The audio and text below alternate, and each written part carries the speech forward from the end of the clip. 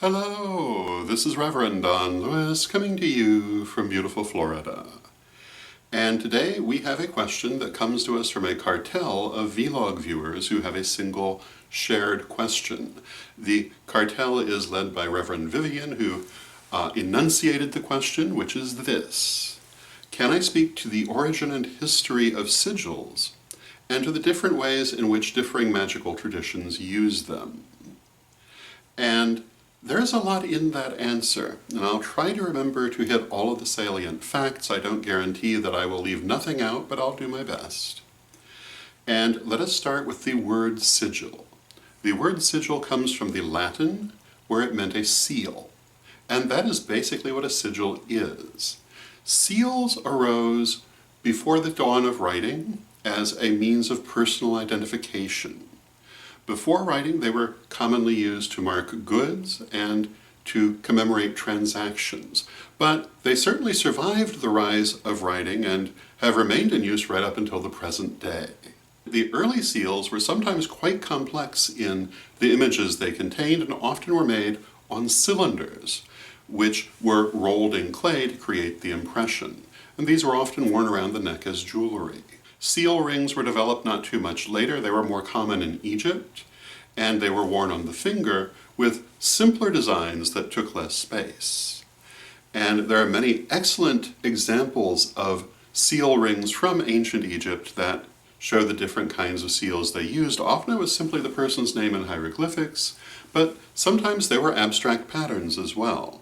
And more commonly than not, a seal will involve a symbolic or abstract pattern.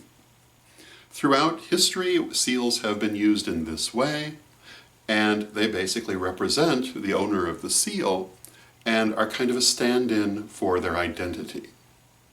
In magic, seals began originally as being used to represent certain spirits and gods.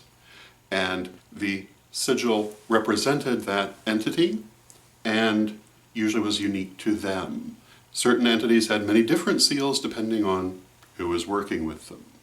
And you see this exemplified in grimoire practice, where sigils were very, very important.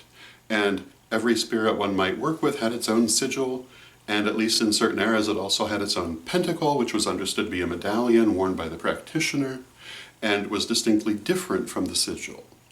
And these symbols represented these different spirits and gods. And generally speaking, in both Western and other traditions, that's what sigils are used for. And you find them in many different religions around the world, not necessarily known under that name, but pretty much identical practice, where a given god or spirit will have their own unique symbol that is used to call them and to communicate with them. Now, this was the more traditional use of sigils, and in modern practice, you still see them used that way. You also see them used for living people, for organizations. In the Cartelian tradition, we make a wide use of sigils for individual people of the high clergy, for different temples and groups and shrines. In all of these cases, the sigil is a spiritual stand-in for the person. It represents them and is meant to express inherent truths about them, as well as to connect to them in a spiritual way. However, there are other ways that sigils can be used, and in modern magical practice, particularly chaos magic, they're often used to represent not a person or a spirit, but rather a concept or an intent. The intent being given an external visual form that can be focused upon as the working goes forward.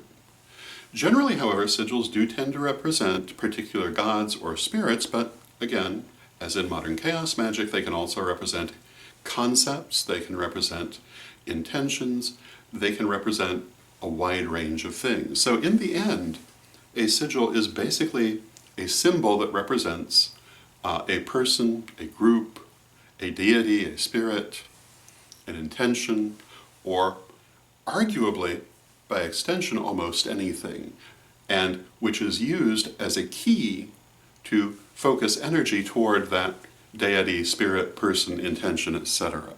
So I hope that helps to answer your question, and until next time, may you blessed be.